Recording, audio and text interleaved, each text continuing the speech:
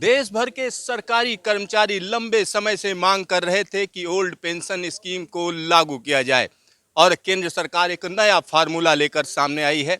UPS यानी unified pension scheme की बात की जा रही है। इसको जल्द ही लागू किया जाएगा।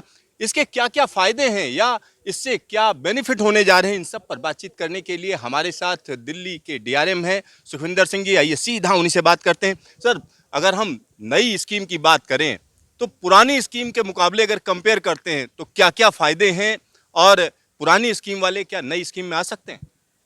जी हाँ। सबसे बड़ा फ़ायदा रहता है इस जो नई स्कीम में वो ये है कि आपको एम्प्लॉई को एक अश्योर्ड पेंशन मिलेगी जो कि एनपीएस में निर्धारित नहीं है। आपको 50% ऑफ द जो आपकी लास्ट सैलरी है, अगर आपने 25 साल की सर्विस की हुई है तो आपको 50% पेंशन आपकी श्योर शॉट आपको मिलेगी। एंड सेकेंडली जो इसमें बेनिफिट है कि आपको मिनिमम अगर किसी ने 10 साल की भी सर्विस की है तो उसको 10,000 रुपये मिनिमम पेंशन मिलेगी। थर्ड इसमें बेनिफिट ये है कि अगर बाई चांस किसी कारण से एम्प्लॉई की किसी ड्यूटी के दौरान या अदरवाइज़ उसकी डेथ हो जाती है ड्यूरिंग हिज सर्विस, तो उसकी फैमिली को 60% फैमिली पेंशन स्टार्ट हो जाएगी उस दिन से। फोर्थ इसमें अच्छा एक पॉइंट ये दिया है कि जो कि एनपीएस में नहीं है कि आपकी जो भी पेंशन आपकी निर्धारित होगी वो आपकी इन्फ्लेशन के साथ लिंक रहेगी, महंगाई के साथ लिंक रहेगी। वो जैसे जैसे ऑल इंडिया सीपीआई बढ़ेगा उस ढंग से आपकी पेंशन भी उस दौरान उसी तरह से आपकी बढ़ाई जाएगी प्रोपोर्शनली। एंड पांचवा जो एक अच्छा पॉइंट इसमें दिया है कि एक एम्प्लॉई को at the time of retirement एक लमसम पैसा दिया जाएगा जो कि 1/10 ऑफ एवरी 6 मंथ जो उसकी सर्विस हुई है उसका प्लस डीए उसमें, तो जितने साल उसकी सर्विस हुई है उतना एक लंबा उसको एक लमसम उसको पैसा दिया जाएगा। सर, एक बात बार बार कही जा रही है कि जो एससी एसटी हैं उनकी एज ज़्यादा रहती है, जब वो उनको कहीं ना कहीं रिलैक्सेशन मिलता है और 25 साल का जो है इसमें वो लगाया गया है अगर आपकी पूरी पेंशन मिलनी है तो इसको लेकर क्या अब वही नियम है जो 25 साल का एससी एसटीज के लिए भी नियम है, क्या अलग है उनके लिए? नहीं, अभी वही नियम है सबके लिए कॉमन है इरिस्पेक्टिव ऑफ द कास्ट और सिलेक्शन, क्योंकि अभी उसके बारे में ऐसा कुछ डिसाइडेड नहीं है मतलब। सर, अगर ओपीएस या ओल्ड पेंशन स्कीम वाले चाहें कि ये जो सरकार का नया फार्मूला आया है फायदा देने वाला, वो फायदा लेना चाहें, वो शामिल हो सकते हैं उसमें? नहीं, ओल्ड पेंशन स्कीम वाले लोग इसमें शिफ्ट नहीं हो सकते हैं, सिर्फ एनपीएस जो ले रहे हैं वही लोग शिफ्ट हो पाएंगे इसमें। सर, एनपीएस वाले जब इसमें शामिल होंगे तो जो पिछला हिसाब किताब है उसको किस तरीके से डील किया जाएगा?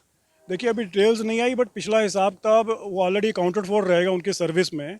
तो क्योंकि सरकार उनको एज़ पर द सर्विस उसको परसेंटेज उसका निर्धारित करेगी। अगर उसने 25 साल किए हुए हैं, अगर वो उसने 25 साल सर्विस की और एनपीएस में भी कंट्रीब्यूट किया है तो उसको 50% मिलेगा। तो वो बेसिकली अकाउंट वही है, उसमें आपकी सरकार की कंट्रीब्यूशन बढ़ती जाएगी बट सरकार वो पैसे आपको देने की बजाय अपनी तरफ से श्योर करिए कि आपको 50% पेमेंट करेगी, वो चाहे वो पैसा कम भी हो जाए किसी कारण से।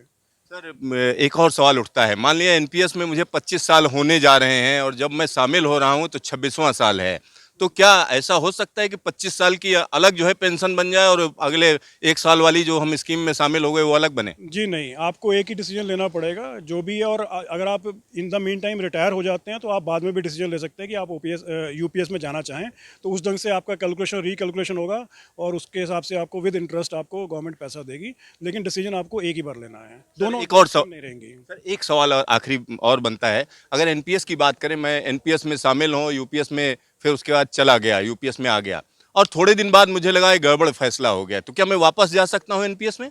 देखिए, आज की डिटेल के हिसाब से आप नहीं जा सकते क्योंकि आज की डेट में तो यही लग रहा है कि एक ही ऑप्शन एक ही बार आपको एक्सरसाइज करना है, क्योंकि बार बार करने से दिक्कत हो सकती है। बट अभी फाइन प्रिंट आएगा तो फिर देख सकते हैं हम इसको डिटेल्स में। सर, दिल्ली डिवीजन में कितने रेलवे कर्मचारी हैं जो जो एनपीएस में हैं? हमारे पास 27,117 आदमी हैं आउट ऑफ 37,400 जो कि एनपीएस में हैं। उनको ये फायदा मिलने जा रहा है। जी बिल्कुल। आपका ढेर सारा धन्यवाद। थैंक यू, धन्यवाद। यहाँ पर आप समझिए, तमाम जो केंद्रीय कर्मचारी हैं उनके लिए अब चुनना पड़ेगा उनको कि यूपीएस में रहना है या एनपीएस में, और जिसमें उनको फायदा ज्यादा होगा उसी में वो शामिल होंगे। कैमरामैन शकील अहमद के साथ सिद्धार्थ, न्यूज स्टेशन, दिल्ली।